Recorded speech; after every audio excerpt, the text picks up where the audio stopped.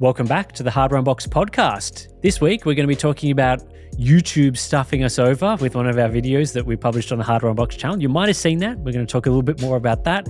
And then the majority of this episode is an in-depth discussion on the state of ray tracing at the moment. What's happened in the 6 years since the first RTX GPUs to now, what we're seeing around now, and also some predictions for things into the future where we're sort of seeing things going. And there's a bit of, GeForce versus Radeon expectations, and just talking about things like how Nvidia's positioned at the moment and the things that we think that they're attempting to do with ray tracing. So yeah, big chat on that one. Let's get into it.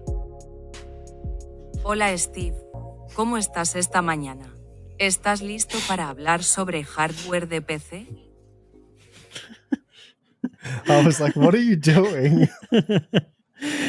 How you doing this morning, Steve? Have you switched back from Spanish to English for this podcast? That was actually so annoying because as you know, it was a bit of a struggle to film the Q&A for me yesterday because I've got a bit of a sore throat at the moment, let's just say. So coughing was a bit of a problem. And when you got 2 hours of filming Q&As, just becomes annoying. So anyway, we got through it. I know the struggles of being a YouTuber. Then Balin edited the video. I got the thumbnail already, and we got it out by 9 o'clock. So worked all day on it. We got it done. That's great. And then a couple of mates wanted to play some games, and I was like, you know what? I'm just going to play some games and relax. I'm not going to do any more benchmarking for potential upcoming GPU reviews or anything like that. So started to relax, video went out, just checked it was all okay. And a couple of my mates were actually watching it. So that was all good. And I think it was about 20 minutes after the video went live, one of my friends said to me, the video's in Spanish and I can't change it. I was like, what do you mean? And then I saw a couple of tweets and stuff, and then I looked into it, and then you messaged me. And I think when you contacted me, correct me if I'm wrong, but you were under the impression that the video, perhaps we made the mistake or something, like it was uploaded and was never in English because you hadn't watched it. So basically what happened for me was, obviously I left your place at like 6:30 or something. I had to drive back home. And it takes a while, it takes a couple of hours. So by the time I'd gotten home, the video had pretty much just been published by the time I rocked up at my house. And then, just get home, get settled back into my house. And then I started seeing some messages about like the video being in Spanish. And I didn't think that you had uploaded the video in Spanish instead of English, because that obviously wouldn't be possible.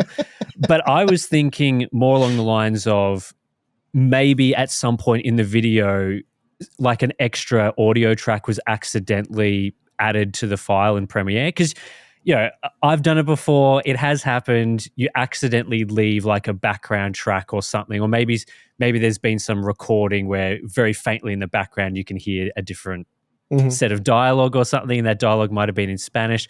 So I thought that might have happened because some people were saying like, oh, there's multiple audio tracks on this video and none of them seem to be English. I'm like, okay, surely that's just like a background file or something. We'll just have to fix that. But then I clicked on the video. I'm like, hang on a moment. What's going on here? This isn't like, and I was like clicking through. I'm like, where's the English version? Like, what on earth is going on there? So that's what happened to me. Yeah, well, I had opened the video on my streaming PC and had paused, and I was just keeping an eye on the comments and stuff. Anyway, when my friend told me that it was no longer in English, I said, what are you talking about? And I've hit play and it's still in English. And he's like, I just paused it and then I hit play again and it's no longer in English. So I tried again. I'm like, mine's still in English. And then I refreshed it and then the English was gone. I was like, uh-oh. So that was frustrating. Having spent all day on the video, worked to get it out in time, got it out in time. Initially, it went live correctly. And then, that happened. And obviously that's bad for the video because the video got a lot of dislikes from people who were upset. Perhaps they thought it was something we did deliberately to troll them. I'm not sure. But we got many more dislikes than we normally get on a Q&A series. And obviously the watch time tanks because people come and they're like, what's this? What the hell's going on here? And they just leave.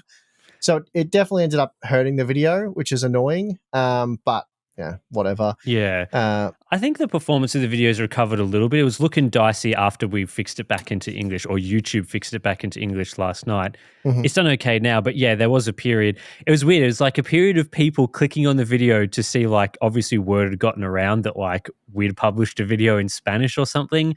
So there was that brief period where like it was getting more views than usual, but obviously no one was watching it for very long, which is understandable. Which is not good for the longevity of the video. No. So it's done okay at this point, but obviously it would have been better for it to be in English the whole time. But yeah, basically when I saw it was in Spanish, I was like, I'd heard something about YouTube trialing like AI voice transcriptions into different languages.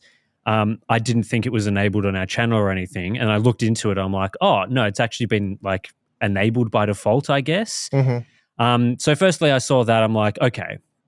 Well, there was a couple of different options in the YouTube Studio. There was like, you could manually approve all of the audio transcriptions. So basically, that would be if there was a Spanish version that YouTube decided to generate, we would have to manually click approve. But I guess the default option was this other setting, which was manually approve questionable translations or something. So that's where I guess Google had decided that they weren't as confident in the translation quality. So that would be for, maybe more obscure languages or something. I don't know.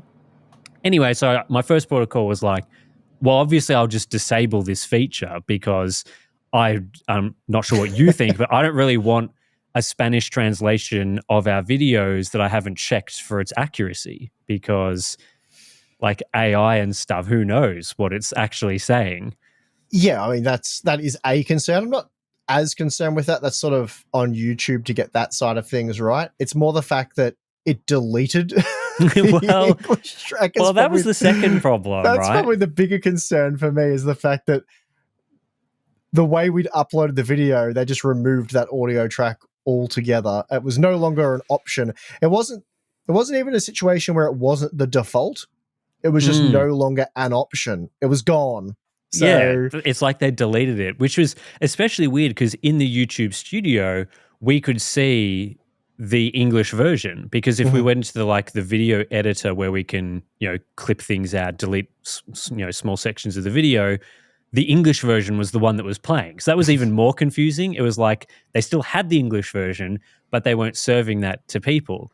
And so after I unchecked the box of audio translations, I was like, surely that would fix the video, because that would just not allow anyone to see the translations. But no, there's also an individual setting for each video. And it turns out that once the video's gone live and you've selected that setting, you can't unselect it. So I was like, first of all, that's a bit weird. Probably should be able to unselect the translation option. But then I found there's a second area called languages or language options or something on each video. So I clicked there and then, I could see all of these translations that were available. So I think there was like Spanish, Italian, Portuguese, French on the video. But YouTube had also tried to make translations for many different languages. There's like at least another 5 or 6 in there, but it hadn't made those live yet. So I was like, okay, I'm just going to go through and try delete all of these translations, because surely if I delete all the translations, then the English version would come back because there'd be no audio, right? So I was going through, I was deleting like the botched versions, like Japanese. I'm like, let's get rid of that, no problem. I think German, get rid of that. Then I tried to delete the Spanish, Italian, Portuguese ones, the ones that were already live. I was clicking delete, nothing was happening. So I was like, I'm just slamming these buttons. I'm like, what's going on here? Like, why can't I delete these translations or anything? Eventually, I had to, go through the dreaded system of the YouTube creator support feature. Yeah. So, which was another level of AI trolling. Well, I think initially these days when you click on it, you get like AI to begin with, and then you type in your question, and then pretty quickly the AI was like, this is beyond my capabilities. So luckily these days, it used to be much worse. It's a bit better now. You can actually speak to someone relatively quickly. So within a couple of minutes, I was chatting to this person. They were like, we're going to have to look into that. So then we'd wait for like 10 minutes. They come back and they're like, can you give us a bit more time on this one? So I'm like, I'm waiting. I'm like, okay. And they're like, So we're going to need to like pass this on to the technical YouTube team or something, because this is very unusual behavior or whatever. And they're like, we'll get back to you in 24 hours. So I'm like, 24 hours. Like, that's pretty typical for YouTube for any serious problem. It's going to be a long time waiting. We'll just have to wait and see in the morning, for the to see whether they've fixed it. And that's when I was contacting you about, do we delete the video and just re-upload a different version, or just make it private until they've fixed it? Obviously, people were kind of enjoying the Spanish bit. A lot of people found it very funny. So for the time being, I just left it up. But thankfully, within about an hour, I think they'd restored. Yeah, it was pretty quick, really. Yes, they'd restored it in the end. I got an email this morning sort of just confirming, we've fixed this video. They didn't really give any additional details, unfortunately. It would have been nice to sort of get reassured that, so in the future, this won't happen again. Like, you're not going to upload a video and then it's only in Spanish or something.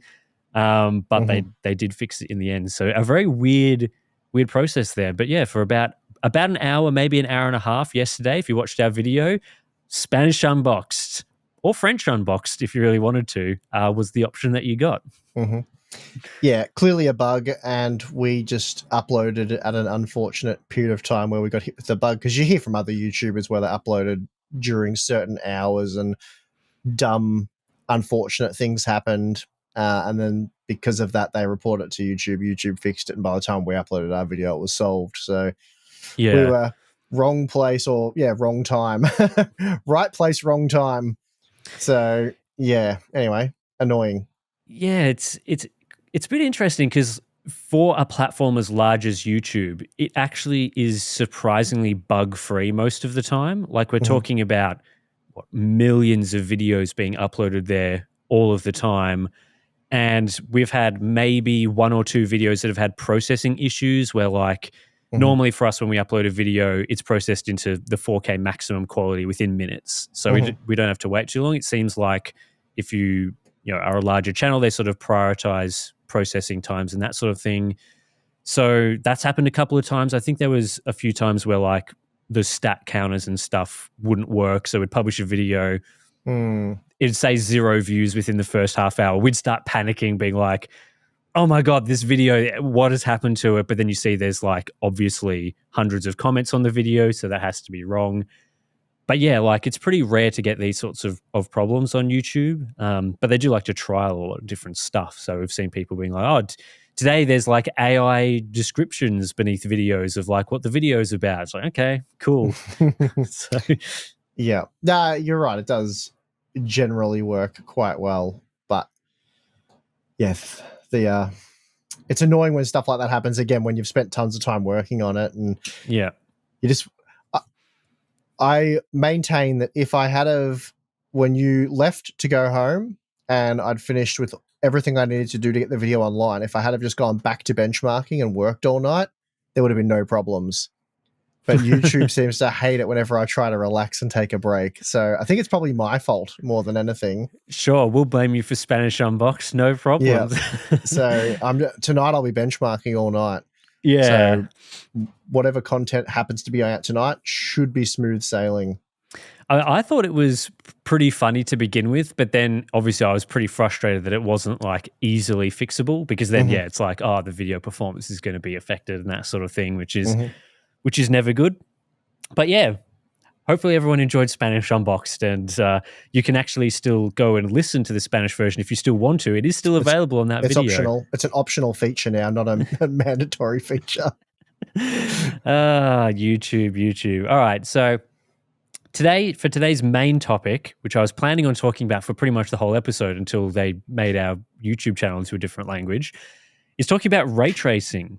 Ooh, a sort of recap of... I love ray tracing, Tim, so you've got me excited. Let's go. We know that we're going to hear all of your hate comments about ray tracing in this podcast. No, so why are we talking about ray tracing? Well, new GPUs are just about to launch, basically. So it's probably good to sort of give a state of play of ray tracing at the moment and our sort of thoughts on it.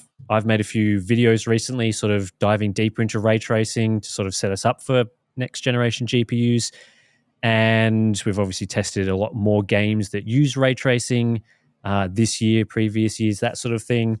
I think it's probably fair to say to begin with that, our opinion on ray tracing has been probably pretty negative throughout most of this ray tracing era, let's say, since RTX 20 series GPUs were announced. We haven't been the biggest fan of the technology. It has improved over time, but certainly as things stand right now, I wouldn't say it's a hugely crucial feature. But I'm just interested to hear your thoughts, because I've obviously said a few things in videos on the Hardware Unbox main channel. After watching those and obviously testing GPUs and games and stuff, where do you currently sit on something like ray tracing?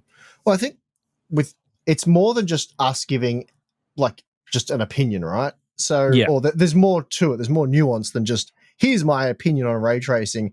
What's shaped that opinion, how we formed that opinion, really goes back to the very start with the promises that were made. So, I see occasionally that we'll be criticized of being far too negative, or we hate ray tracing, or whatever the accusation may be. But from day one, ray tracing was this new feature that was going to revolutionize gaming, and you didn't want a game without ray tracing. It was going to be that transformative, that amazing. You really wanted to ensure that you had a top-tier GPU that could handle ray tracing, because if you didn't have that, gaming was essentially going to suck in comparison. Can't remember the exact language that was used, but I think everyone will recall there was a heavy emphasis on how great ray tracing was going to be, and that you just wouldn't want to game without a ray tracing capable GPU. So that was very much the sentiment back when the original GeForce 20 series GPUs were announced, released. And so based on that, we were going to be a bit more critical of ray tracing, given that it was a feature that Nvidia was using, a key feature they were using to sell you products. If it was just a situation where, the GeForce 20 series in terms of cost per frame was like any other generation, prices remained much the same at each performance tier, but you were getting 30, 40% more performance. So that really moves the needle forward in terms of what you're actually getting compared to the previous generation, the outgoing, let's say, 2-year-old generation. And if that was the case, and ray tracing was just this new exciting feature that we've added to the cards, so you're getting the usual value that you could expect, plus this cool new feature or set of features, that'd be awesome. I think we'd be much more excited about ray tracing. It still would have been a situation where, ultimately it turns out being what it was. So that opinion doesn't change, but at least our initial reception and expectations of ray tracing would have been very different, because it wasn't something that you were paying a premium for. It was a nice bonus that hopefully pans out well and, is a worthwhile feature, which I think eventually it's getting towards that.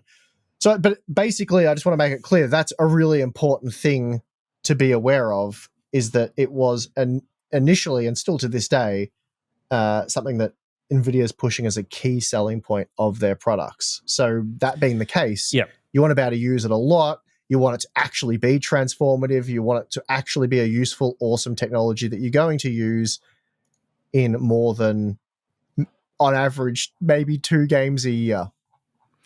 Yeah, so I mean, I've just gone back and had a look at the sort of original articles that were used. There was obviously a keynote as well that talked about this. And, there's what you're saying is absolutely 100% true. There's really, we shouldn't be revising history. If anyone's trying to revise history into suggesting that Nvidia were not selling these cards for their ray tracing capabilities. They described the RTX 2060 as, on January 15th, the $349 GeForce RTX 2060 will deliver advanced ray tracing and AI features. So that's the first paragraph of their RTX 2060 announcement. And we've just shown that the RTX 2060, probably can't do ray tracing very well. But there's additional things as well. They're talking about extraordinary performance and real-time ray tracing that blurs the distinction between movies and games. It's like, well, I don't know if the RTX 2060 really did that at the time. And then obviously in their keynote presentation, there was a lot of discussion of how realistic ray tracing would be, all these features that it would bring. They used Shadow of the Tomb Raider as an example, showing these much more realistic shadows. They showed, I think, Metro Exodus with RTX global illumination in it, sort of just showing like how much more dynamic, true to life these sorts of features would be. And that wasn't the reality for quite a while after those cards launched. So even though they were trying to promise this feature, and it ultimately ended up as a tech demo, as we've sort of said, they didn't even deliver it right away. So it wasn't even something that you could utilize when you had bought products like a 2080 or a 2080 Ti. And that played into a lot of the pricing discussion with those cards back then. The RTX 2080 Ti was a $1,200 GPU, which was much more expensive than the 1080 Ti. And then obviously you had products like the 2080 coming in at the same price as the 1080 Ti, offering roughly the same level of performance outside of ray tracing games. But then the idea was you spent that money to get ray tracing. So there was that whole discussion back then of, do you buy a 2080 for ray tracing, or do you just get maybe a cheaper 1080 Ti? And I think time has shown that it really didn't matter which option that you did, because for at least a few years there, ray tracing wasn't really something that people could use. And I remember Nvidia at the time getting very upset with us, pointing this out. Very upset in some you could say meetings that we had. Mm-hmm. And I think it's only been much more recently, maybe in the last 1 or 2 years, that what Nvidia was saying back in 2018 was probably could have been classed as accurate. Like if you're talking about significant transformations to quality, the transformative effects of ray tracing, the high levels of visual quality, it's going to make games look a lot better. I don't think it certainly didn't happen in the first couple of years that we got examples of that.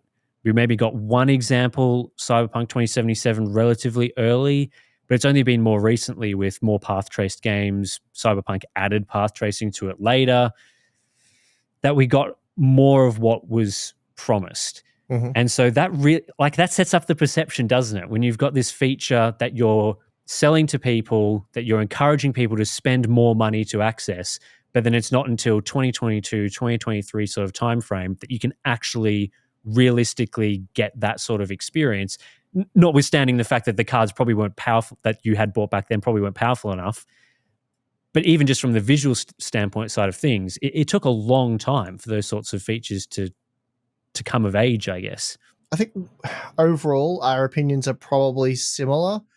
I don't think where our opinions differ, one of us is more right than the other. I would say I'm certainly more negative still towards ray tracing than you are. I agree with your opinion almost fully. I guess where I'm still down on ray tracing and not that excited about it is the fact that the good examples that you can point to that are certainly good examples, you can only enjoy them to a satisfactory degree, in my opinion, with top tier hardware. And that is top tier hardware that's available today, not top tier hardware of past generations. So the opinion as an RTX 4090 owner on ray tracing would be very different to the opinion of an RTX 4070 owner, in my opinion. Having used both of those products to do ray tracing to varying degrees, the experience on the 4070 is nowhere near as good as the 4090. Now, you might be like, well, it's a more high-end product. Of course, the experience is going to be better. But for me, it's the difference between the experience being satisfactory to varying degrees with a 4090 to just not satisfactory with a 4070, in my opinion. Whereas if you go to like rasterization performance, again, the 4090 is much faster than a 4070, but there are loads of games that are extremely enjoyable, look fantastic, and play really well on a 4070 at 1440p, in some examples even 4K, especially if you're going to use upscaling.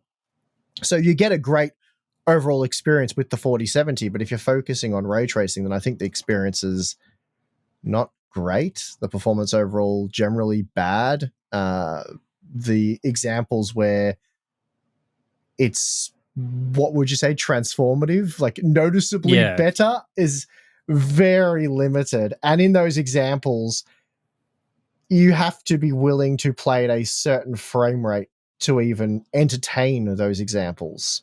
So I still think for the majority of the market, for the majority of gamers, ray tracing has certainly underdelivered. It's very underwhelming, and we're so many years from those initial claims. But something you said interesting that I totally agree with is, we've praised Nvidia employees and Nvidia as a company recently for the way they've handled new launches, like the way they've done their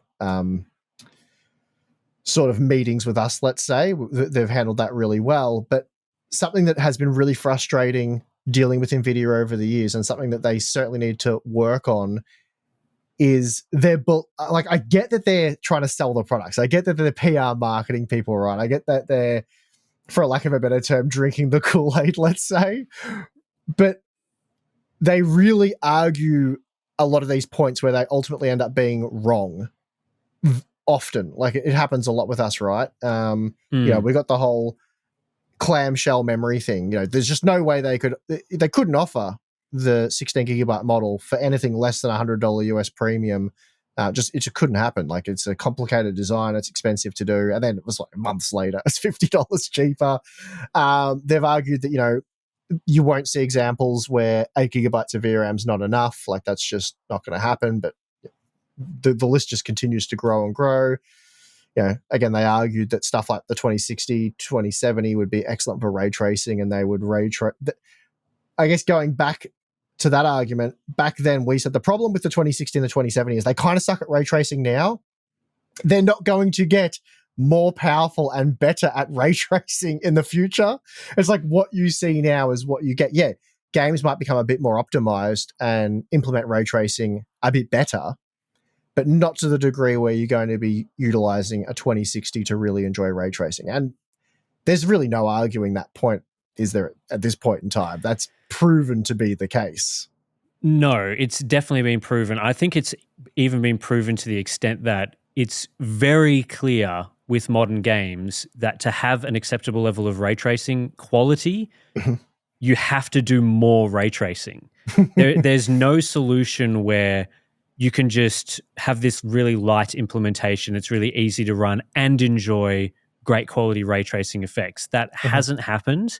It's been a situation where games that are more performance taxing in their ray tracing implementations, that integrate more ray tracing effects, particularly things like reflections, those things give you better ray tracing quality. They improve the quality of the game more, but they're also much more taxing to run. I think there was a brief period at the start where you'd see, like, I think it was Battlefield 5, right?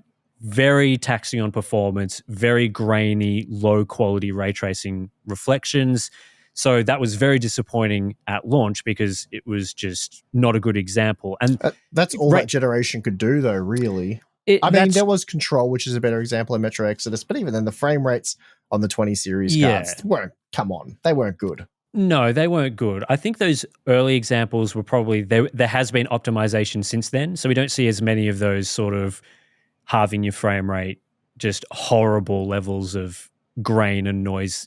Generally speaking today, if you're halving your frame rate with ray tracing effects, you're getting actual improvements. That's not obviously always the case, but you're much more likely to get noticeably and certainly usable quality, because at least in my opinion, the quality of the effects in Battlefield 5 were very underwhelming. But yeah, I think I guess my point is I'd like to see less arguing things that either you can't prove right now or the only evidence that's available right now contradicts the argument you're making. And back then, our argument was the only evidence we have suggests that these cards aren't good at ray tracing. And historically, GPUs haven't evolved somehow to become more powerful than they are. Yeah. Like, it's a fixed thing, right? And even if another question for you would be, okay, so you bought an RTX 2080, which was the second highest GPU from that generation. Very expensive, very powerful for rasterization, generally an excellent product. Similar to the 1080 Ti in terms of rasterization performance, really, wasn't it? A smidgen faster from memory. I'm sure that's aged out a bit differently, but that was the upon release sort of summary. So you bought a 2080, expensive, high-end product. to this day, how many examples of a great ray tracing experience can you honestly have had with that product? Like, Yeah, okay. So if I break it down in the latest videos I think we've done, we've found probably 15 to 20 games. And again, I haven't tested every game that's got ray tracing in it. So let's just assume that there's more, maybe double the amount that we found of games that are great at ray tracing. So maybe there's 30 games, 40 games at best with that's high. good. That's being very generous. That's good. So where you turn on ray tracing effects, you notice a difference. It's improving the visual experience, but that doesn't mean all those games run on the 2080 Ti. Or Certainly, I would. the 2080. Oh, Yeah, so the 2080, right? Yeah. So because that card has 8 gigabytes of VRAM, there's going to be a portion of those games that will run into VRAM issues, unless you're running at a very low frame rate. That probably wasn't the target of a 2080. There's certainly much more modern games, even some of the games where ray tracing effects are only available, like Star Wars Outlaws. I think that experience is probably not going to be great on a 2080. I don't remember what the 2080 got in Star Wars. I'll have a quick look while you're talking. And then obviously we've got games like Black Myth Wukong with path tracing, Alan Wake 2 with path tracing, where a 2080 is probably not powerful enough to run those effects at any sort of significant frame rate. They obviously don't support frame generation, even though they're probably running at 30 FPS, so frame generation's out of the question there anyway. Mm-hmm. But yeah, I mean, over the lifespan of that card, you probably would have been able to play maybe like Cyberpunk 2077 with some form of ray tracing enabled, and a couple of other examples, maybe Controllers you brought up previously, those sorts of games, Metro Exodus Enhanced Edition. But I would say the majority of the games that you would have played over that time would have been normal rasterized games. And there would have been a bunch of other examples of games that had ray tracing that you wouldn't have used the ray tracing in, either because the effects did nothing or the performance hit was too substantial on that level of hardware. Because today, what is a 2080? It's like entry-level-ish performance, entry to mainstream level performance.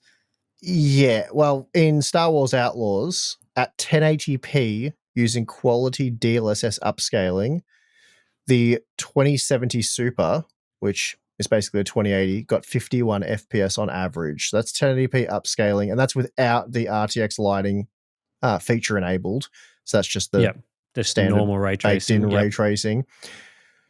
Based on that data, an RTX 2080 would be equivalent to an RX 7600 or slower than a 4060. So it's below current Nvidia entry level, at least in this example.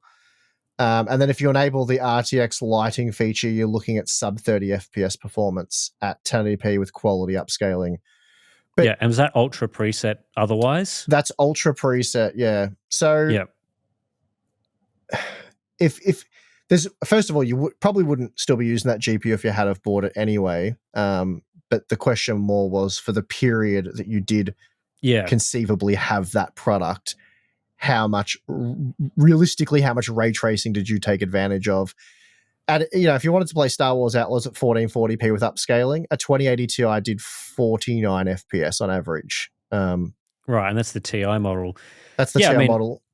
The issue that we're talking about is kind of two issues, right? The first issue, when you bought a 2080 for the first couple of years, there weren't that many ray trace games, just period. There was at least 1 year. The first year of launch, I think we got maybe 3 or 4 games total, which is obviously not great. And then the second issue was, in those games, could you actually run the ray tracing effects to a level where you would consider and leaving it enabled? And in that first year, I think there was maybe one example of a game where you would leave ray tracing enabled. I mean, Control, yes. Metro Exodus, at the time, it was probably the best of the other examples. Yeah, they were still taxing games. Like you were playing at you weren't playing at high refresh rates. So again, this is my problem. If you've bought yourself a nice high refresh rate monitor, and we've talked about this time and time again, but the high refresh rate experience is phenomenally good. The difference between 60 FPS gaming and 120 plus is day and night. For me, that is that enhances the gaming experience significantly more than any ray tracing effects I've seen to date. And this is a subjective thing, it's a personal opinion thing, but in my opinion, I don't think it's crazy to say that. What's your opinion on that?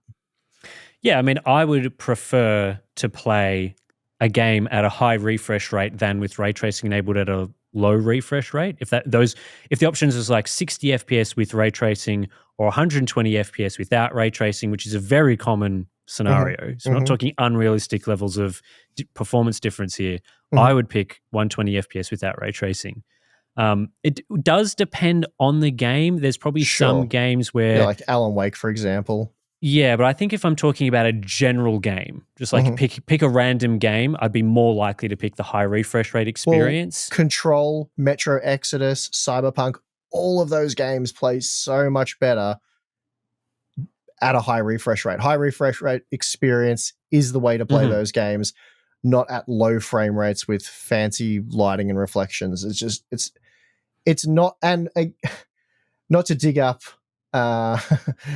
past drama, but Nvidia accused us of being out of touch with gamers and not understanding what gamers want. And I think numerous polls, blowback, feedback, and stuff have proven that's not the case. Gamers, especially buying high-end products, typically want high refresh rate gaming, or they certainly want frame rates to be nudged towards that. We've heard, by and large, people in our audience want a minimum of about 90 FPS to truly enjoy a game. Yeah, and I think that's reasonable because it makes sense. Because we did that test with Balin not that long ago with Cyberpunk. I think because Balin, he's sort of between us, isn't he? Like Tim likes single player games. I generally like competitive multiplayer, and Balin hovers between both of those worlds. And I think he said, I can't remember exactly, but you were there. He said something like, I think I could play Cyberpunk with ray tracing at 60 FPS. Like, I'd prioritize that visual experience. And he is a console gamer as well, so that sort of makes sense. And then you were standing there and I showed him with a 4090 the ray traced maximum quality visual experience at 60 FPS. And he's like, okay, yeah, it looks pretty good. And then I just turned that off. The frame rate shot up over 120 it was like 140, 150 FPS. And he's like, oh, actually, this is a much better way of playing the game. I prefer this. I was like, yeah, it doesn't surprise me. Like, it feels nicer. It's better for aiming, better for playing the actual game. And the visual downgrade for just playing the game, it's not night and day.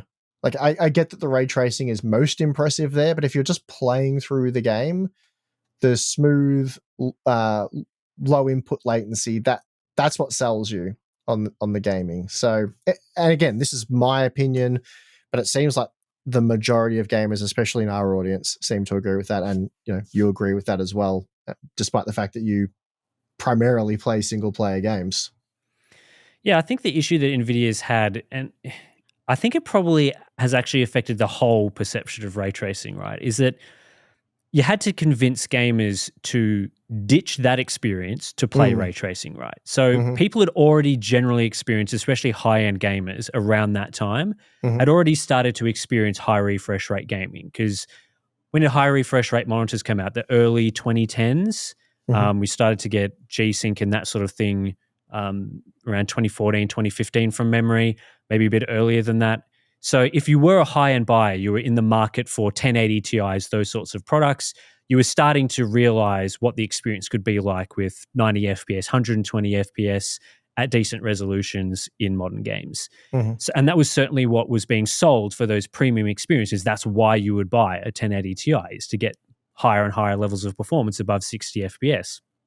Obviously, some games, again, like The Witcher 3, probably couldn't have been done above 60 FPS, but they were starting to move down that path. And so gamers were getting to this position by 2018, 2019, where sort of a lot of people had upgraded to high refresh rate monitors. They started to play games in that experience. And then Nvidia was asking gamers, well, we want you to experience better visual quality, but to do this, you're going to have to sacrifice frame rate. And so that became the benchmark for a lot of people, right? You were playing games at a high refresh rate with reasonable quality levels, and then you turn ray tracing on, but you had to sacrifice frame rate. And so a lot of people were making that toss-up. And I think that's where we saw a lot of these comments of things like, well, I'm just not accepting the performance hit. if people were already used to 60 FPS and they'd upgraded to a new GPU that was still giving them 60 FPS gaming, but now with ray tracing, I think that perception would be very different because you'd be going from 60 FPS to better quality 60 FPS. But what was actually happening was people going from 120 FPS to 60 FPS with ray tracing and making those comparisons, and those comparisons not being favorable, especially early, because those early perceptions of games, the quality just wasn't there. People were turning on this feature and going, I can't really notice the difference. Like the visual quality gain over Ultra just isn't that good. My frame rate, I was playing high refresh rate, now I'm not.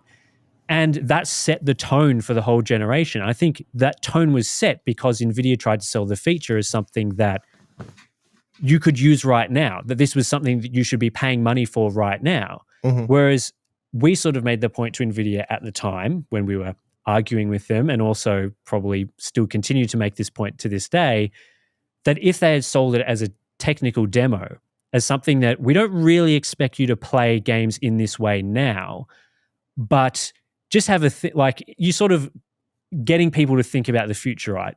You'd get them to play a game like Control with all the nice reflections.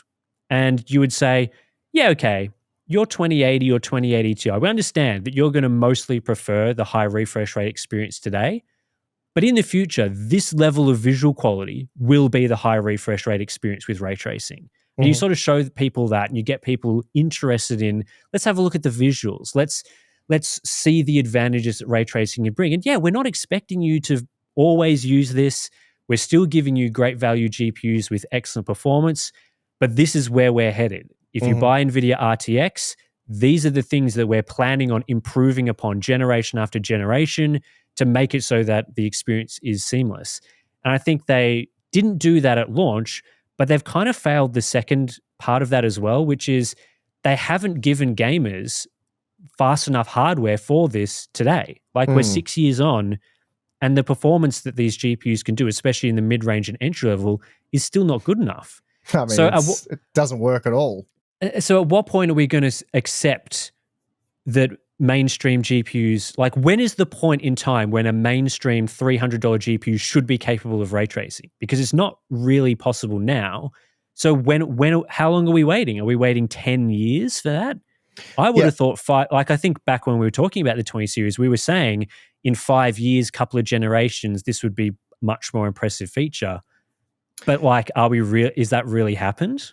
No, it's a situation where we're sitting here saying this, but it's not like Arrow Lake or Zen 5, where AMD and Intel were releasing this product, hoping it would be better, and it kind of underperformed, didn't work out the way they wanted, they were a bit bamboozled by it, and it just didn't go the way they wanted. I don't think that's a situation with ray tracing. I think NVIDIA knew damn well how this was all going to play out. I think they knew for sure that you were never realistically going to be ray tracing with first generation products, and certainly not the more entry level ones. That was never going to happen. And they know damn well that you're not really using ray tracing on a 4060, despite the fact that it's advertised to do it, because technically it can do it, but not under realistic, reasonable conditions. That was never the goal of any of this. The goal was to upsell you, and that's what everything NVIDIA's been doing since the introduction of these RTX graphics cards has been to upsell the gamer. Every single thing they've done, every motive is to upsell you, and it's to normalize $500, $600 as the entry level.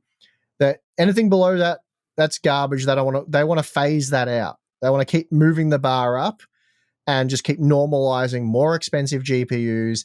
And even at $600, they don't really want people to be like, oh, $600, that's a good value. I want to get the new 5070 or whatever it may be. They don't even want you to, they want you to be like, oh, well, if I'm poor and can't afford anything better, or I'm being a stingy tight ass, then I guess I'll get a 5070. They're not great, not a huge amount of VRAM. The performance isn't all that awesome. But if I double my money, look how awesome this product is. It actually has enough VRAM now, and the performance is great. It's really fast. I should probably just do that. After all, I'm going to be keeping it for at least 2 years till the next generation, probably 4 years. So realistically, it's not a huge investment. That I believe that is what all of this has been about. And it's not been about enhancing the gaming experience or getting better products into gamers' hands. It's about making gamers pay more for products. So they don't want to offer you their flagship at $700 anymore. Like, why would they do that? That's not much money. So they want to do that for $2,000 plus. So you're never getting ray tracing on a budget card, at least no time soon. It's not the goal. That's not Nvidia aren't failing by not delivering here. It is all by design. Yeah, I agree with you. And I think this is where some people get caught up in our opinions and not as much of a fan of our opinions on ray tracing, because a lot of the things that we've been saying so far are right. Well, but they apply to cards most people buy. So when we're talking about ray tracing, we're not as interested in what a 4090 can do. Like, we know a 4090 can do like, you probably have listened to part of this as a 4090 owner and being like, well, I can enjoy ray tracing because I've got a 4090. It's like, yeah, okay, yes, yeah, that's true. But what we're talking about is people who buy mainstream GPUs. Most people do not buy 4090s. Most people spend, Nvidia would like you to think, $500, but more realistically, most people spend $300 or less on their graphics card. And so when we're talking about how the ray tracing ecosystem has gone, how disappointing it's been from the perspective generally of people who are buying 2070s, 2060s, then 3070s and 3060s, and now 4070s or 4060 Ti's, because that's now that price tier, and 4060s. And yeah, as you've said, Nvidia has tried to incentivize people to move up and up and up because they're trying to get you to look at ray tracing, see the amazing qualities, and then acknowledge that you're just going to have to buy a 4090 to do that. And yes, if you buy a 4090, the ray tracing experience is pretty good. You can play a lot of games today with good quality visuals, good frame rates. There's a lot of games you can get ray tracing in a high refresh rate experience, especially at 1440p. That's all doable. That's all nice. But it's a $1,600 or more like $2,300 GPU. So it's like, it's not irrelevant, but in my thinking, it's almost irrelevant what that card can do for ray tracing because it's not a mainstream model. So for ray tracing to be this feature that everyone talks about and enjoys and gets people interested and excited about, it has to be possible on products that people mostly have. So if we're talking about all those premium experiences that people can pay tons of money to access, I guess from my perspective, that's not that interesting to me. The most interesting products have always been the things that most people can purchase. So yes, the 4090, very decent at ray tracing. And yes, I totally agree that Nvidia is trying to get people to spend more and more money on this sort of thing. But I think the issue that they've run into and why people have complained about the prices of products from the 40 series and stuff is that upsell hasn't worked because people are buying the lower tier products and their first taste of ray tracing is not good. So you imagine, right, for example, you buy a 4060, you spent $300, you put it in your system, you turn on ray trace. Maybe it's your first ray tracing GPU. So you turn on ray tracing, like, yeah, so no thanks. Performance fell off a cliff. The visual, maybe I'm only using 1080p medium level ray tracing or something, which isn't even going to be that impressive, right? So if that's your first taste of ray tracing and you're like, pretty underwhelming, why would you spend $1,600 to buy a 4090 for more of that? I can make the disconnect is there. The first experience for these things needs to be really good, or at least somewhat acceptable, so that you're incentivized to pay more for the better version of it later. But the problem is that the entry-level version of ray tracing is not worth using, so that taints the whole... It kind of brings me back to like early HDR monitors. Monitor manufacturers put in this garbage version of HDR to entry-level products. So people bought them thinking, hey, I've heard about this HDR thing. That's going to be pretty good. They buy their $300, not even HDR capable product, turn on HDR. They're like, oh, this looks terrible. What is this? I heard about this HDR thing. I've been sold this biggest dud. Like, this looks crap. And then it turns out that HDR is actually a good feature that significantly improves the quality of video and games, but it took ages for that to actually come to monitors that people would consider buying with good quality levels and that sort of thing. But by that time happens, you have to start reversing everyone's opinion that they've already formed. You have to start convincing people, yeah, that early version you experienced wasn't really the thing that we're talking about. Now we've got the thing that we were talking about, but hopefully you haven't been tainted up to this point. But that's honestly what I think has happened with ray tracing. Yes, but also completely irrelevant, doesn't matter. Because in this example, Nvidia still wins. Like, you've still bought an Nvidia product. It's and they've got the mind share. So realistically, what happens there is the person's like, why does ray tracing suck for me? Maybe they ask on a forum, they look at a YouTube video, Discord, whatever. Oh, the reason it sucks for you is because you were cheap. You didn't spend enough money. Well, what's the other reason? What if you jump online and say, hey, I thought this ray tracing thing was awesome. I bought an RTX 4060. It sucks. I can't use it. I get like 20 FPS whenever I try. What's the deal? What's the response you're going to get? Well, yeah, it's what you said, right? You have the response is, you're a tight ass. Why the hell did you buy a 4060 if you want to do ray tracing? Are you dumb? They're going to get some sort of negative BS. They're going to made to be feel stupid, and then they're going to be told that if you want to do ray tracing next time, spend more money. So they're getting the message that Nvidia wants them to get. That's what they want to have happen. They're not going to be like, oh, you've got to enable these special settings or do this thing. You know, it's okay. The 4060 can do ray tracing.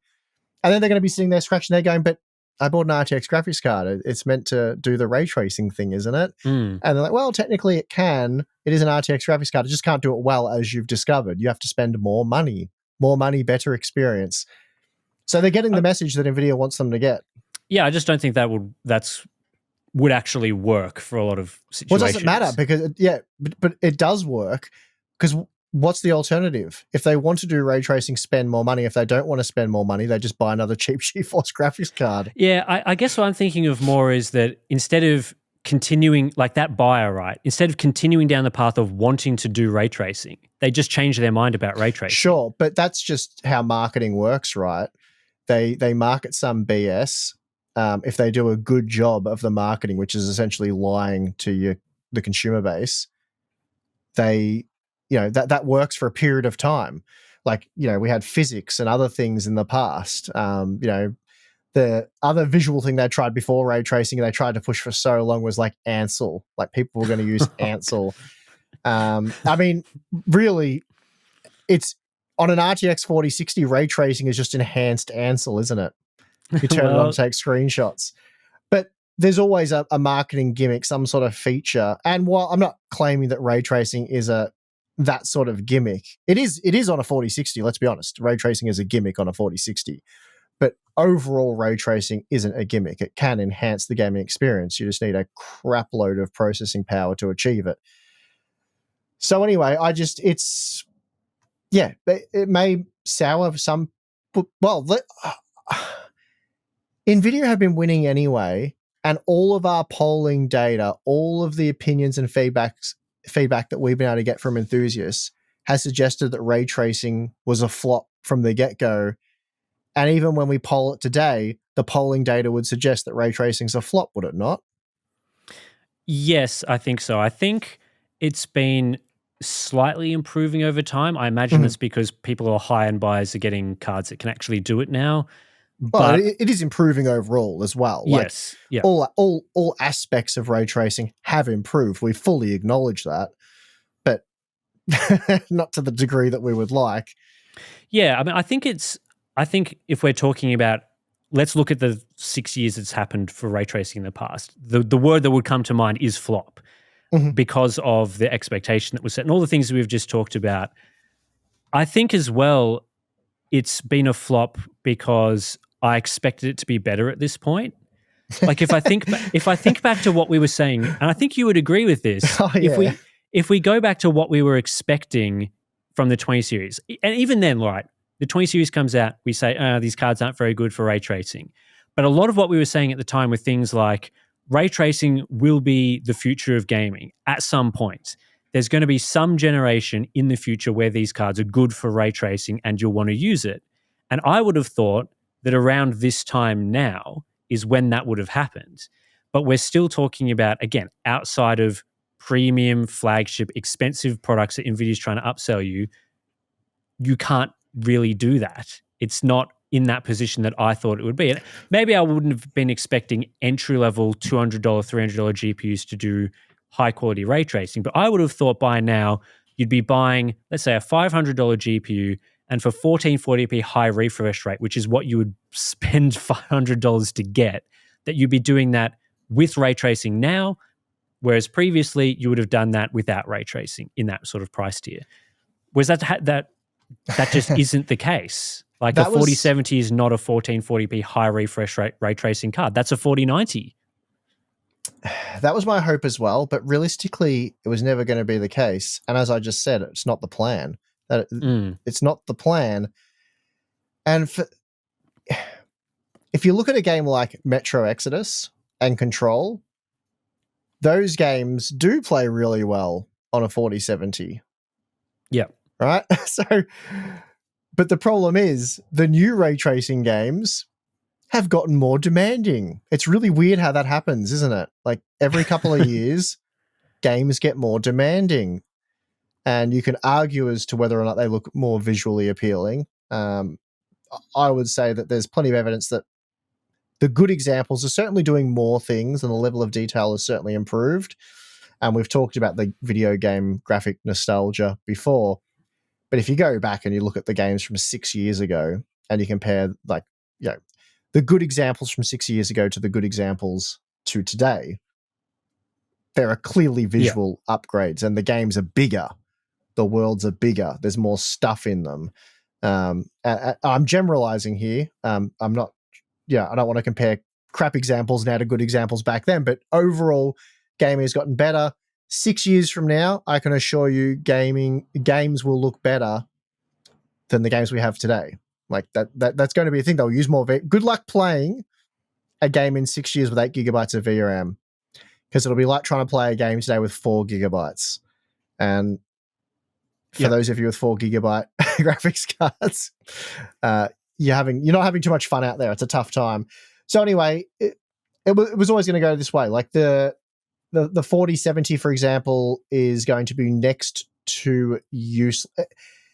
Any of these 40 series cards, realistically, certainly anything below a 4090, are going to be absolutely useless in 6 years from now for any kind of ray tracing. Like they're going to be so bad at it, so slow. It'll be very much a sub 30 FPS experience. It'll just be a repeat of what we've already seen with the 20 series cards. And this isn't like some amazing prediction. It's like kind of like, this is extremely obvious. But again, it brings me back to the 2060, the 2070 when we were saying this, and we were just getting wrecked on Reddit for just being super anti-Nvidia, anti-ray tracing, saying this crazy outlandish stuff that a 4060 is just no good for ray tracing. And then, and I mean, there'll be people that for sure defend the 2060 or even the 4060 and say they're good for ray tracing. They use them for ray tracing, but they're not good. Yeah, I think it's a bit of a chicken and an egg situation as well, because while Nvidia wants to upsell you, make you spend more money, and games are getting better over time, at the same time, game developers, they're still not really doing that much ray tracing in their titles. There's a lot of games even released these days where the implementation is pretty lackluster. You really need to crank it up to like ultra level sort of ray tracing settings to see the difference. And I think that that's because game developers do not have an incentive to develop as many ray tracing effects, because they know the minimum spec gamer doesn't have a card that's capable of doing it. Like there was this whole discussion back when ray tracing was, first released, that this is going to make it easier on game developers because, instead of having to position every individual light in the scene and make sure all the, the fake lighting effects are sort of looking realistic and optimized and positioned well, you just position your lights, you turn on ray tracing, the scene is naturally lit, you don't have to do as much work to optimize the lighting and all that sort of thing. You don't have to align your cube maps and deal with the compromises of screen space reflections. You just turn on this feature, everything just works. That was what was talked about at the time, right? And what's actually happened 6 years later is that game developers have to do all of that anyway, because the minimum spec gamer, the entry-level gamer, that's the visual quality that they have to use. And then on top of that, they're having to do all the work for ray tracing. So maybe in some glorious future, games will be entirely ray traced. It will be easier on developers, but that's not going to happen until entry-level gamers can use those effects, so they can not bother with the rasterization features anymore. And so by Nvidia continually trying to push people up and up and up the product stack, gamers understandably going, well, I can't afford to do that. They're getting into this position now where for that future to occur, we need to have these better entry-level GPUs, because then game developers will be incentivized to make better quality ray tracing effects. You'll start to sell the whole ray tracing ecosystem. People want to use it. That can't happen without the entry-level GPUs. And so you get this whole mess where for the true upsell to happen, games need to be amazing for ray tracing. But we can't get games to be amazing for ray tracing until developers make them, and developers won't make them until entry-level cards are really good at ray tracing, which is not what Nvidia wants, because they want to upsell you. So you get into this cycle of where progress has just slowed and ground to a halt, because those entry-level cards that we need to make this whole ray tracing ecosystem a thing are not there. So alternatively, game developers, I guess, could go, let's do this whole thing and we'll try and make people spend $500 on a GPU. But I don't think that's going to work. I don't think if game developers suddenly made a game that doesn't run on a 4060 that they would sell the game. Like, the option is not they're going to sell the game and people are going to upgrade the GPU. People would just not buy the game and complain and massively downvote it on Steam or whatever. So they're in this sort of weird, chicken and egg sort of cycle for ray tracing, where you can see where hopefully it will go in the future for this ecosystem, but something needs to break the cycle. Yep. And there's just no incentive at the moment for anyone to do that. No one is attempting to do it. Yeah, so pretty negative on ray tracing, and I think we've got plenty of evidence and justification for why that is. And I think most people agree with us, so we don't really need to go and defend ourselves, let's say. But just to provide some sort of balance to this, so more often than not, we do still recommend GeForce GPUs anyway, because they generally offer better features and better value than the Radeon competition, because AMD just doesn't like to compete. So that's a whole thing. But also, negative on ray tracing, not because we hate GeForce, not because we hate RTX GPUs or anything. DLSS, another feature that we were very harsh on initially because it was very embarrassing and very bad and didn't deliver on any of the promises that Nvidia made to sell you GeForce 20 series GPUs. But they continued, to their credit, DLSS is a technology that they continued to work on and make better. And it is a feature that works really well on the lower end GPUs. Again, it's a technology that ideally you want to be at higher resolutions, which is less favorable to the lower end GPUs, but it's still decent at 1440p, and you can allow it's usable on a low end card. Yeah, it's certainly serviceable, and it is of net benefit. So we are big on DLSS. We think it's a great feature. We think it is a key selling feature, a great benefit of GeForce GPUs. Look, FSR is continuing to improve. I think over time the gap there has certainly shrunk, much more so than the ray tracing performance. But DLSS is a great feature. We're big on DLSS. NVIDIA has really improved it to the point where we really like that feature. So I think, really, I've only got positive stuff to say about DLSS in 2024. I don't know about you. I think I'm in the same position. And I think the chat that we've been talking about today and why we're so negative on it is because we have looked at it in terms of what is everything that it's provided up to this point. So that includes the launch of it, the games that we were getting, how many games we've gotten over that period of time. I think what I'd like to sort of round out this conversation with is talking about where we see ray tracing sort of for next generation products and what we think it needs to be. Because yes, ray tracing over the last 6 years, not great. You bought an RTX 20 series product, very disappointing. But if you're coming into things buying an RTX 50 series GPU, you're going to be in a very different position where there's certainly more examples of ray tracing, certainly more examples of games where ray tracing is usable. And at least at the moment in 2024, we're seeing more games being released where the best visual experience is with ray tracing enabled. So if you do want that upper tier ray traced experience in the latest games, that is with ray tracing enabled, which again is not what you could have said when the 20 series launched, because the best visual games were still games with rasterization on Ultra or whatever.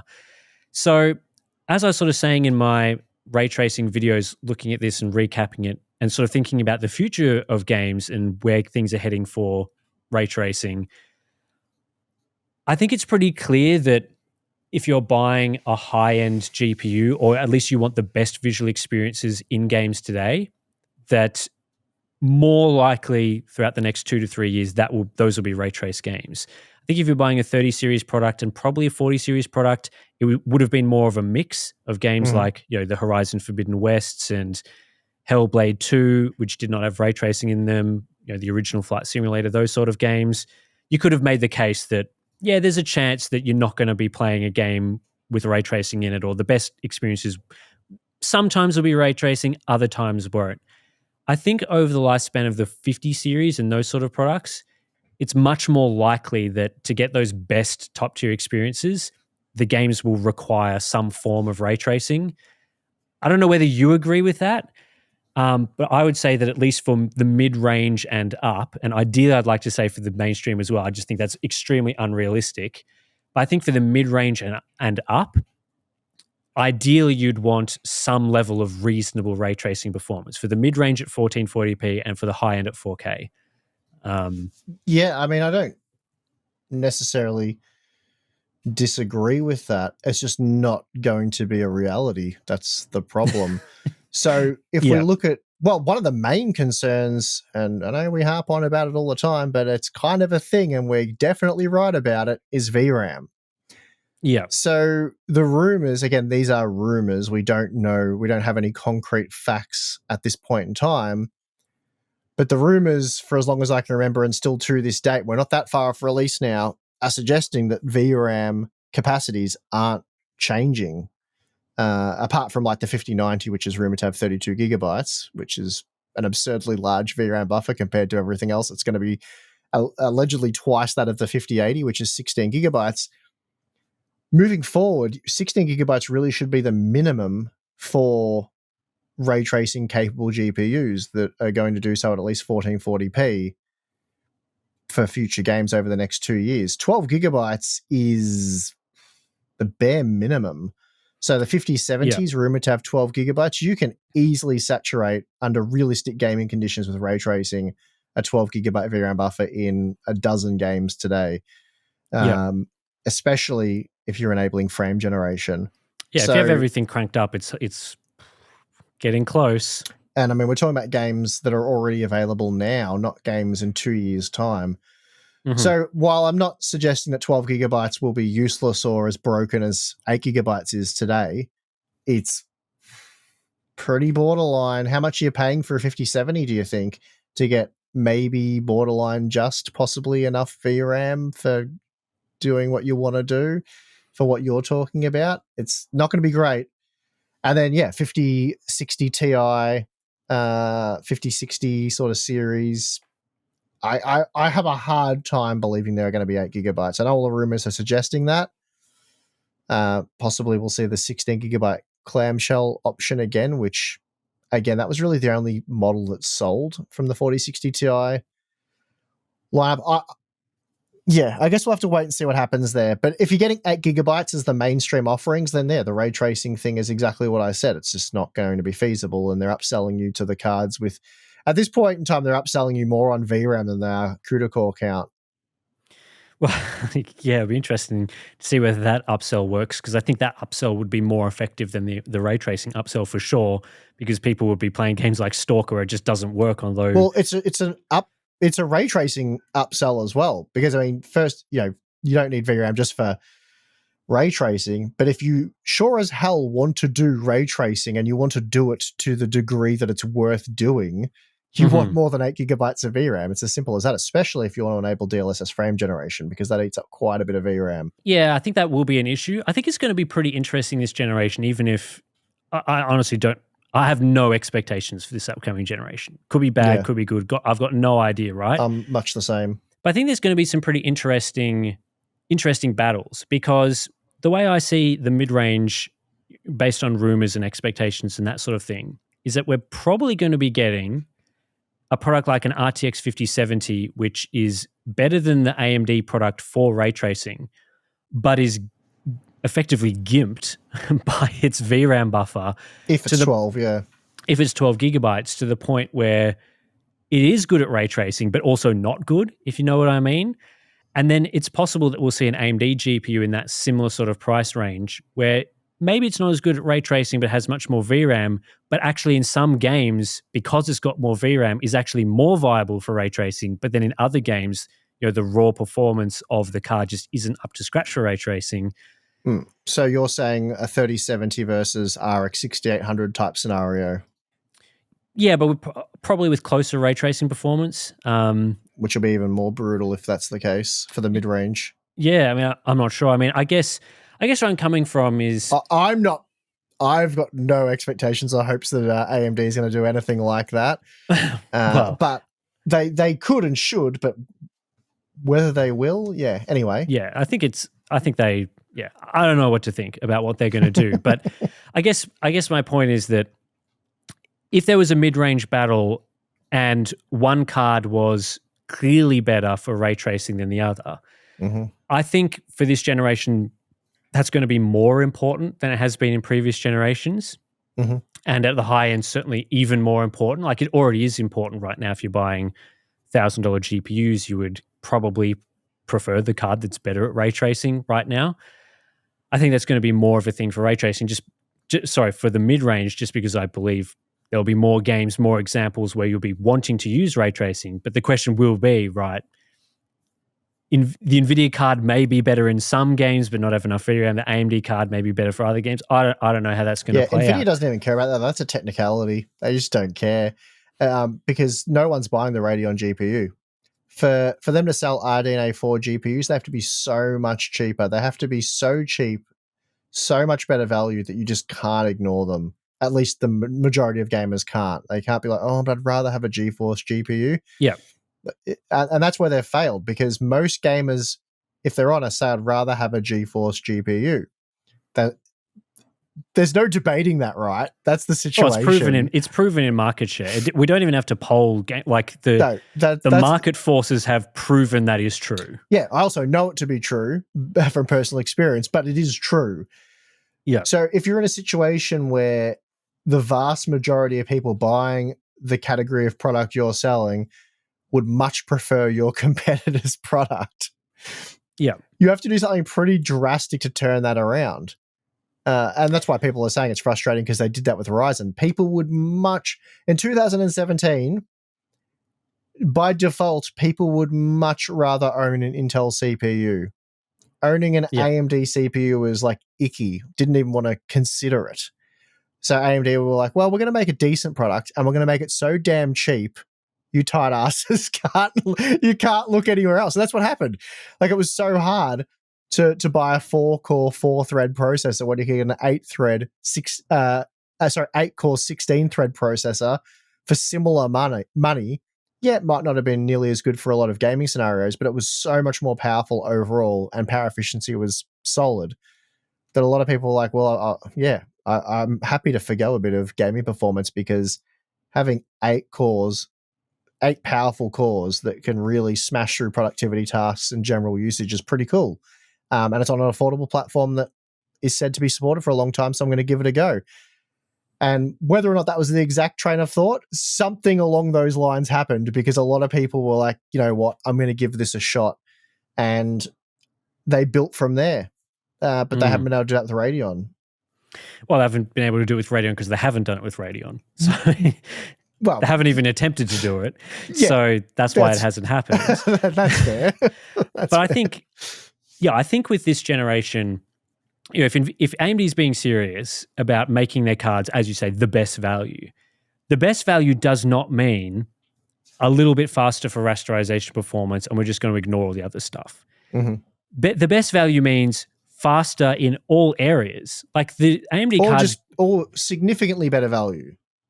It doesn't have to be faster. That's what I mean. Faster at the same price. Faster at the same price is what I mean. Oh, sorry. Yeah. Okay. I'm an idiot. So yeah, I'm not saying that their best card's going to have to be better than the 5090 or whatever. What I'm saying is, if you're willing to spend $300, it has to be faster for rasterization and faster for ray tracing. Gotcha. Because the thing that I think's caught up people with the GeForce products and why people have been preferring GeForce is that even if you don't necessarily want to use ray tracing or you don't think you'll be using it in every game, there's always this idealized, you in your mind, you're like, yeah, maybe I'll use that. Maybe I'll play a Cyberpunk. I normally play Call of Duty or whatever, but maybe I'll try out Cyberpunk. And yeah, I wouldn't mind trying out this ray tracing thing. And then you look at the performance charts and you're like, okay, well, the GeForce card's maybe a little slower than the competing Radeon card for rasterization, but it's much faster at ray tracing. It's got all these other features, so that's why I'm buying GeForce. And I think that's on top of the whole people are already in the mindset of buying GeForce anyway. Yeah, so that's the reasonable justification. But most people just have their Nvidia goggles on. They're like, GeForce better, GeForce best, must get. Well, I think the goggles. Yeah, it's goggles, but it's also you've got the goggles on, and then you look at the features and performance of the cards, and there's actual justifications for that as well. So you're already primed to buy GeForce, and then you look at the features, you're like, oh, it's got DLSS, AMD doesn't have that, that's a tick. It's got better ray tracing performance, AMD's slow for ray tracing, that's a tick. I'm sold at this point. Like I was already probably going to buy it, but I've looked at the competition and they're just not there. Whereas what I'm suggesting that Radeon needs to do is have cards that are faster for all of these things so that excuse isn't there anymore. So that someone with these GeForce goggles is looking at a Radeon card and there's no longer that excuse of like GeForce is much faster for ray tracing. It's like, okay, yeah, so the AMD card is faster across the board. We've tested all the games. It's faster at this price. So now I'm having to decide upon all the other stuff. And I think that becomes a much more, if the bar charts, they're looking a bit more favorable, it's not going to turn everyone's or change everyone's mind, but it starts that conversation. Well, and I said the GeForce goggle thing, but I wasn't suggesting that gamers are idiots or people have been doing the wrong thing. Because as I said, more often than not, we've been recommending they've had the better card. Yeah. So it's not like, I'm not, and that's the thing. A lot of people say, they want AMD to be cheaper so they get a cheaper GeForce GPU, which there's some truth in that, I suppose. But that argument aside, that's not what we're saying here.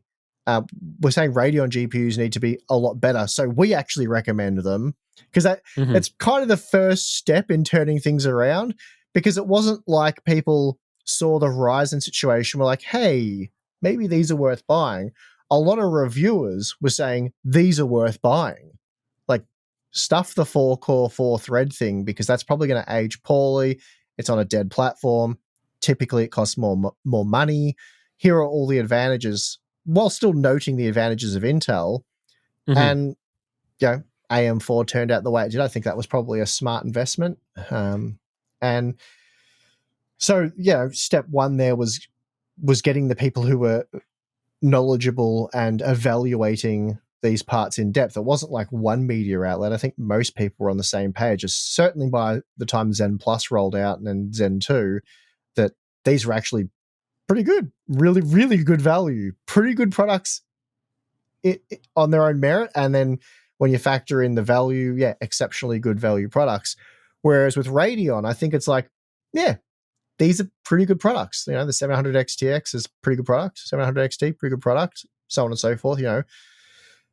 They tick all the boxes, and then you look at the price and the value, and you're like, they're not terrible. Like they're not bad, but there's what's compelling me to recommend these over the Nvidia options, and then what would compel you to buy them over the Nvidia options. And it's like not much, where there needs to be a lot. Yeah, like at least my opinion is, if I'm looking at the current market, right, like if I'm spending $1,000, I'm not even considering a 7900 XTX.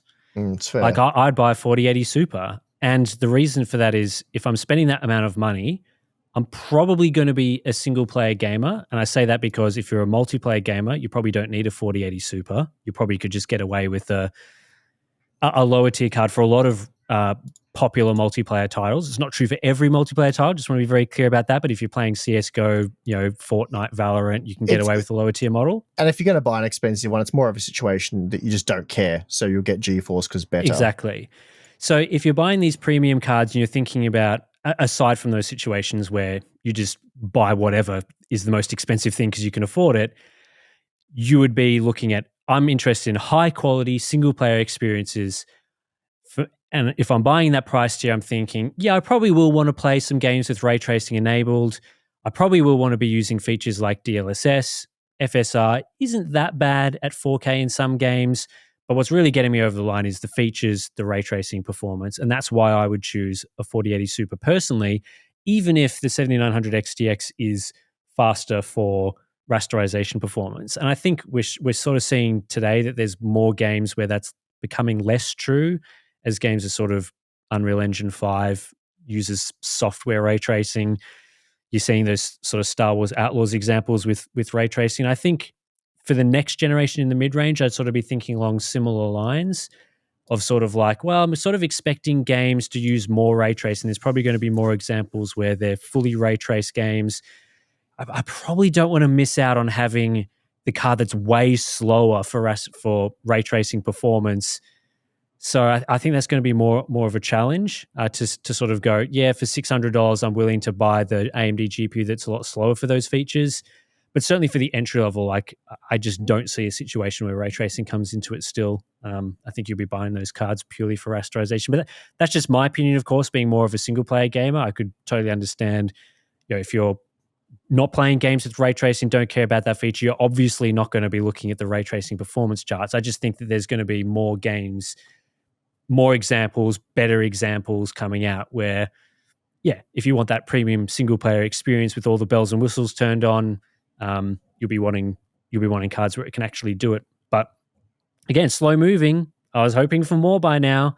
That's the sort of situation. Please give me more stuff. Anyway, it'll be a really interesting battle coming this next coming generation, as well with Intel, because Intel cards, while I wouldn't say like an A770 can do ray tracing, its performance when you benchmark it isn't that bad in that tier 4 ray tracing. Like it's not, relative to the competing parts. Relative to the competing parts, it's it can, its performance is reasonable looking. So that's kind of where I see ray tracing as it stands right now. So my very overview summary of things as I think it stands right now, up to this point, the 6 years that we've had up until now has gone from being awful when the RTX 20 series was launched and people were sold, they were misled, they were sold things that were not true at that time. I think across the 6 years, we would probably say that it's been largely a flop or very underwhelming at the very least, and we would have liked to see things improve much more by now.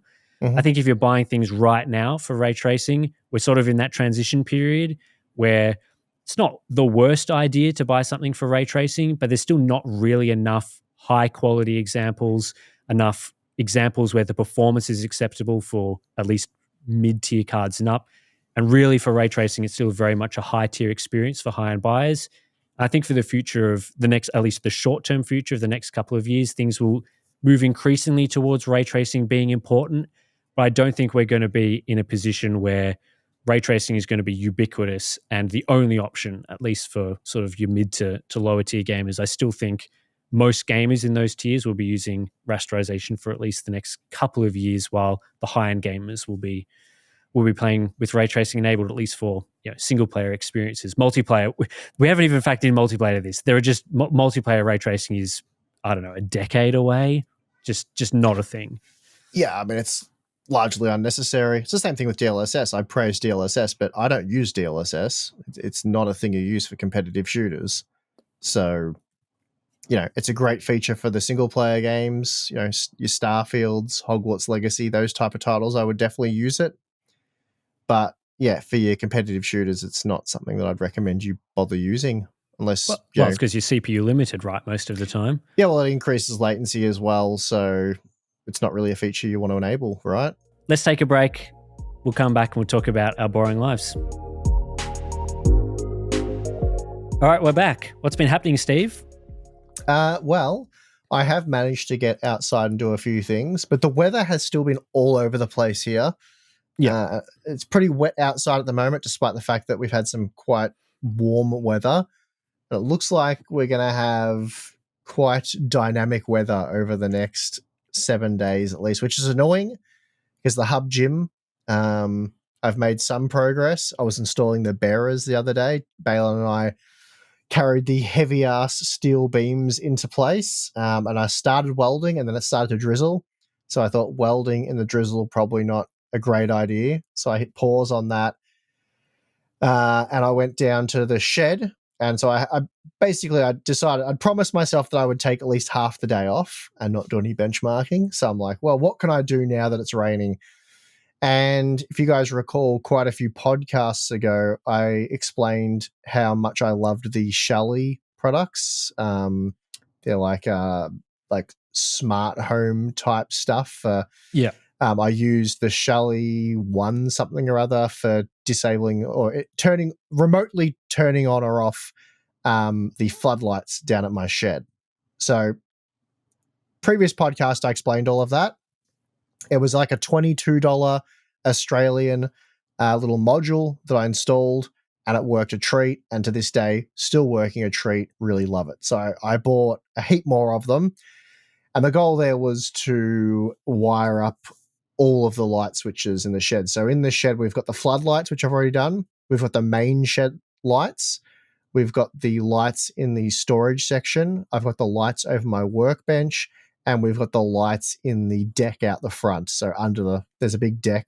The floodlights are on the roof.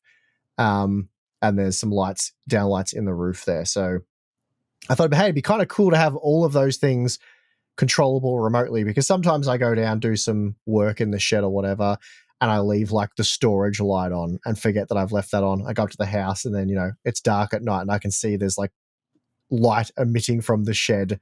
And then I had to walk all the way back down there, unlock it, turn it off. Not stuff you want to deal with, is it, Tim? There's a lot of extra walking. Oh no. Sounds like a real problem. Yeah, hate that extra walking, especially at night. It's just not what you want to be doing.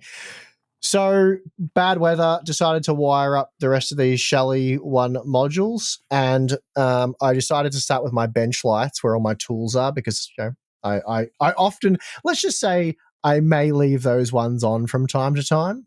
So I thought I'll start there. And the original one that I did for the floodlights, never done it before, and it didn't take me too long, and I was blown away by how flawless the whole setup procedure was and everything. So pretty confident with the second one. I was a professional at this point. Tim knew exactly what I was doing. So I've wired it in, set it up, and it's wired in a way that you can obviously remotely turn the lights on or off, but the physical light switch still works. Yeah. So that's really handy. So it doesn't really matter in which order anything's done. You can turn the lights on with the physical switch and then off with the app, or you can turn it on with the app and off with the physical switch, or use the physical switch exclusively or the app. So that's cool. Anyway, I've wired in this second one, gone back, turned the power on straight away. It's in AP mode. My phone's detected it. I've loaded up the app. The app's like, new Shelly device found. It's so fast, so seamless. I'm like, awesome.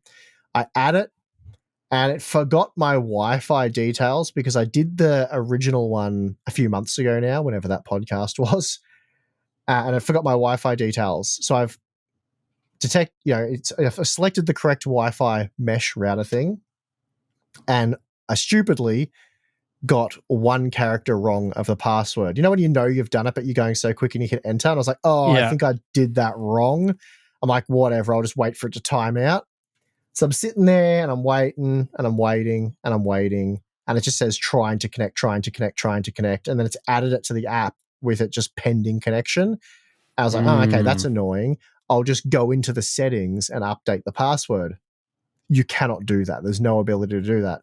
Anyway, long story short, after faffing around for a good 20 minutes, I realized that if you get the password wrong or any of the Wi-Fi setup stuff wrong, the only way to correct it is to factory reset the device, which is annoying, but the setup procedure on these things is a one-time deal. So at the end of the day, it's not like you're doing this a lot. So fair enough. I factory reset it, got the password correct this time, and it still wouldn't connect to the Wi-Fi. It just said pending connection.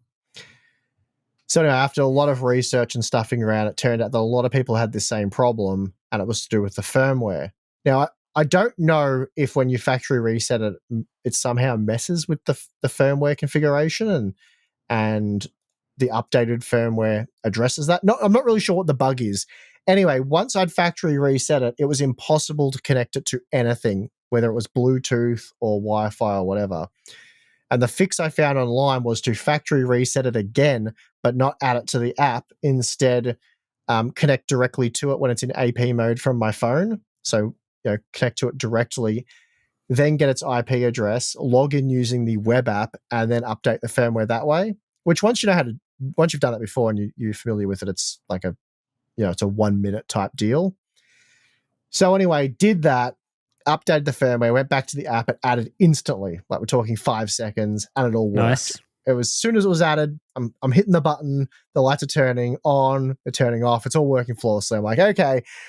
I wasted like an hour and a half on that. That was kind of painful. And then I had 4 more to do. I'm thinking to myself, I mean, I know it's all fresh in my head though at this point. I know what to do if we run into this, so I can get through it relatively quickly. Anyway, installed the other 4 and they all worked flawlessly. Like no drama. It's just like the original one. So that's just like tech related stuff, isn't it? So got them all configured, set individual photos in the app for all the different things, and it's been working flawlessly ever since. They're all great. No dramas with them. There's no delay. The second I open the app and hit a button, they turn on or turn off, whatever it is you want to do, and all the light switches work as intended. And then after I did all that, the Shelley Black Friday deal popped up where you could get 40-something% off. So I bought another 8. So I'm going to do the studio and the extension and all that sort of stuff. So yeah, really cool devices. No problems yet. If any of them blow up or have any issues, I'll report back to you guys in a future podcast. But so far, so good. So I've been happy with those. And I've been enjoying my new welder as well, which I bought a while ago, which I possibly mentioned on the podcast. But I use Unimig gear. Because remember the one I bought to do your job? Yeah.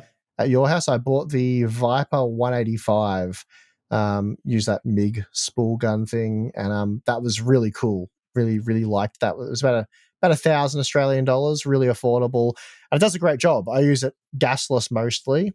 0.9 mil wire works a treat. Anyway, for the gym build, doing a bit more substantial work, so I decided to buy another welder. So I bought the Razor Compact 250, which does MIG, TIG, and stick. I'm using that with the argon gas, 1.2 mil wire, and it's a different experience, Tim. That's all I'll take your word for it, mate. It does the best welds. It's so good. So I've just been enjoying it. Every time I weld, I'm like, oh, look at that. It's so good. So yeah, it makes stitching steel together just a breeze, an absolute pleasure. So I'm enjoying that. So yeah, it's fun. Maybe one day I can bring it to your house and weld something together there. If you want. Well, I don't know what needs welding around here. I'm sure we could find something. Yeah, just attach some steel beam somewhere. Yeah. Maybe just a little job. We'll make you a new desk or something. Oh well. Did we weld steel for your desk? Yeah. Yes. Okay, I couldn't remember. Yeah, I thought we did. Yeah, there's like a steel, one of those box sections going around the whole. Yeah. Perimeter nice and sturdy. Yeah. It's held up really big well. Lego sets and stuff. Yeah, no, it's all going well. Awesome. It's all held together. Probably needs a few, touch-ups in some of the gaps and stuff as things sort of settle down and move over time. So probably about time to do that. But things are going well around here. But it's good that you've had things going on because nothing much has been happening around here, if I'm totally honest.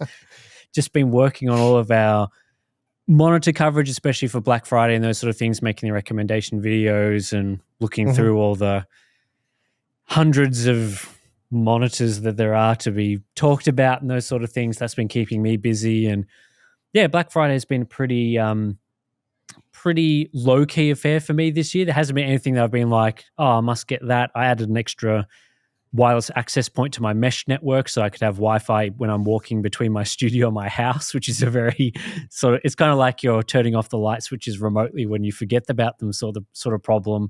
It's like sometimes I'll leave the studio and I'll be like responding to an email. There's like a brief period where there's no signal in that period where I have to switch over to my phone network, and the phone signal out this way is not good. So look, you don't want to have any black spots on your own property. I'm just, you got to mesh that up.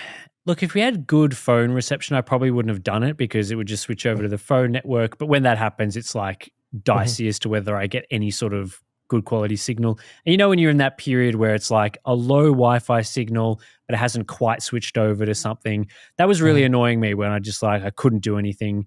Or just in the front part of my driveway and stuff, I'm down there, just terrible signal. So I added a wireless access point on Black Friday I love sales. the struggles in our lives. I know. I mean, we're talking about my boring life, and my boring life is I had a small part of the area of my house that had not as optimal Wi-Fi signal, so I just added a wireless access point there. God, I love it. Yeah, I bought some measuring spoons because they all went missing, so I thought, Black Friday deal, $10 for some measuring spoons. That was nice. You went wild on Black Friday. Holy moly, you got to settle down. Yeah, well, I don't really need it. Like the good things for Black Friday, things like TVs, monitors have been really good this year, appliances. Like I don't need a new washing machine. My washing machine works. Don't need a new fridge. Fridge works. Much the same position, really. So, yeah, I haven't really had anything that I've been like, oh, I must get that or get that. Things are going pretty well. I bought some, I'm planning on in the next couple of weeks putting the irrigation into my orchard area where I've got all my fruit trees. So I've bought all the, the dripper pipes and the, all that sort of piping and gear and the, attachments and all that sort of stuff. So that's all sitting around ready to, hopefully we'll get some reasonable weather on the weekend and I'll get out and I'll start putting that in and get that going for the summer period because it's like already very dry around here. I was just out at your place recently. It was very green out your way, but I think we're probably going to get only about 2/3 of our usual annual rainfall this year out this way. So be relying a lot on the tanks for watering stuff throughout the rest of the summer period. So I want to get the irrigation in, making sure that those trees survive because most of them are, peach trees are not native to Australia, so you kind of have to water them a bit more. The natives generally, gum trees, that sort of thing, they're fine for the sort of dry periods. But yeah, the veggies and all that sort of thing, need to get them up and going, making sure that they survive and give me the fruits and stuff. So I'll put that in the weekend and should be good. Nice. So yeah, that's pretty much it for this episode, isn't it? We talked about all the boring life stuff and things like that. And next week, there should be some pretty interesting things to talk about. So stay tuned for next week's episode where we chat about some things. You'll see exactly what I'm talking about next week. So it's funny how that works. It's funny how that works. But yeah, thanks to everyone that's listened to this podcast the whole way through. Audio version's available if you just want the audio version. We got the YouTube channel, the Hardware Unboxed podcast. That's the place to leave comments. So if you want to chat about the episode or something, we do tend to read the comments on the podcast over there. And yeah, that pretty much does it for this one. Thanks for listening. We'll see you in the next one.